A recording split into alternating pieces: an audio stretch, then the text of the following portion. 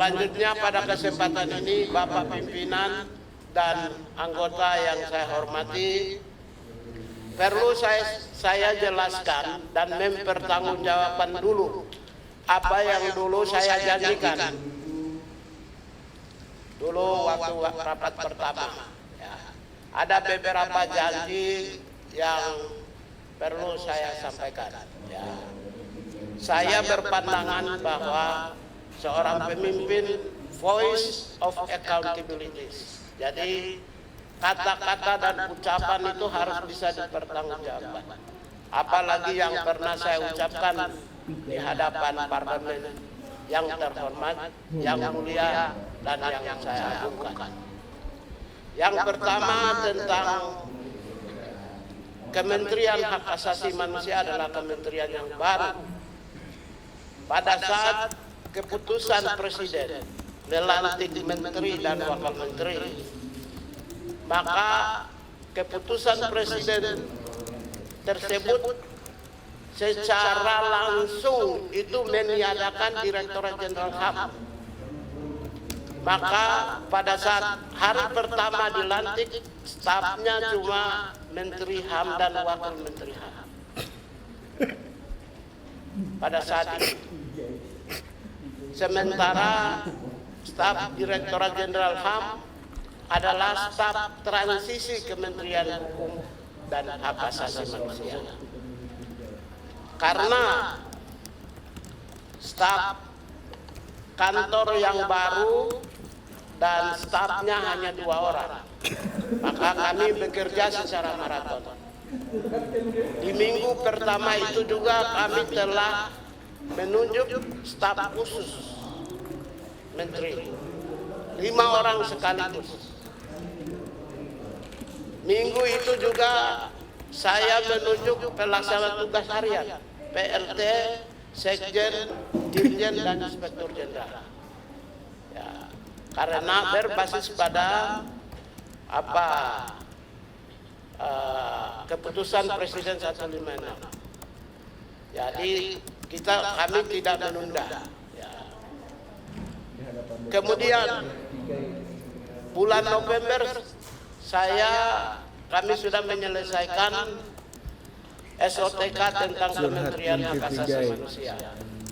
Dan tanggal 4 Desember 2024 ya SOTK untuk eselon 1, eselon 2, eselon 3 dan 4 saya selesaikan, Pak. Jadi Kementerian HAM adalah kementerian yang paling cepat menyelesaikan SOTK. Curhat Menteri di hadapan menurut DPR. Menpan RB. Ya, jadi saya mempertanggungjawabkan, saya menyatakan 2 minggu pun bisa saya selesaikan. Dan saya memang sudah selesaikan. Dan Desember 2024, bulan Desember 2024, eselon 1, Sekretaris Jenderal, Inspektur Jenderal, Direktur Jenderal, eselon 2, eselon 3, eselon 4, semua definitif.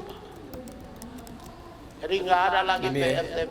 Curhat Menteri Pigai di hadapan DPR, kekurangan tenaga kerja saat awal menjabat. Artinya apa?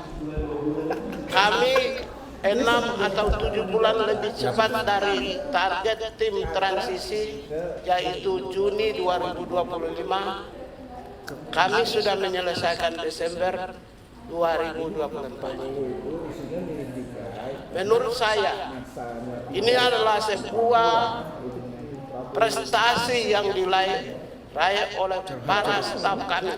Curhat Menteri Pigai di hadapan Kementerian Hak DPR. Asasi Manusia, Sekretaris Jenderal, Inspektur Jenderal, Direktur Jenderal, para direktur dan semua staf bekerja siang dan malam, dan kami sendiri pun seringkali tidur di kantor. Hari ini saya tidak ingin membandingkan.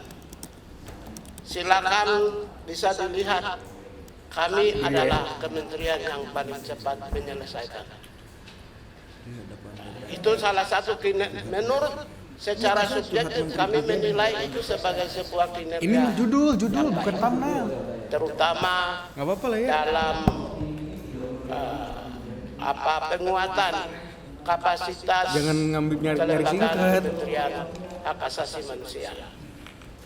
Kemudian yang kedua adalah soal program. Iya pasti. Kami dari awal setelah selesai, pada saat yang sama kami juga menyusun program yang berorientasi pada pencapaian cita-cita asta-cita Presiden Prabowo Subianto dan Wakil Presiden Gibran Rakabuming Raka. Jadi arah dan program kami adalah berorientasi akselerasi pencapaian visi Presiden. Jadi kami tidak melakukan program-program yang tidak mengarah pada pencapaian atau akselerasi program-program prioritas Presiden. Oleh karena itulah, adapun beberapa program prioritas Presiden yang kami lakukan untuk mencapai tersebut berbasis pada target-target yang ditetapkan oleh pemerintah. Dalam hal ini adalah Bappenas. Antara lain, kami harus menyusun kebijakan, peraturan perundang-undangan, dan yaitu salah satunya adalah kami telah menyampaikan kepada DPR yang terhormat, yaitu revisi Undang-Undang Hak Asasi Manusia yang selama ini belum pernah disampaikan secara serius. Yang kedua adalah revisi penyusunan undang-undang tentang KKR. Dan terima kasih kepada pimpinan Komisi 13 dan anggota Komisi 13 karena revisi Undang-Undang HAM adalah undang-undang induk yang memayungi semua instansi, semua masyarakat Indonesia. Siapa? Yang sebenarnya sejak bawah 1999 sampai dengan sekarang sudah berapa tahun ya? 25 tahun sebenarnya sudah tidak sesuai dengan zamannya lagi.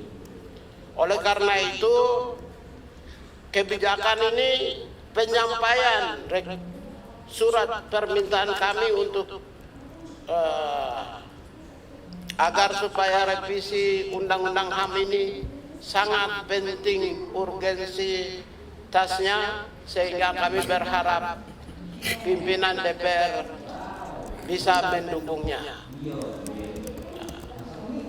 Adapun nanti revisi undang-undang ini kami telah menyiapkan segalanya yang dibutuhkan, di mana dapurnya adalah Kementerian Hak Asasi Manusia, tentu dengan arahan-arahan dari Menko, Hukum, HAM, dan Impas, sehingga kami sendiri bertindak sebagai pimpinan ya dari sisi pemerintah.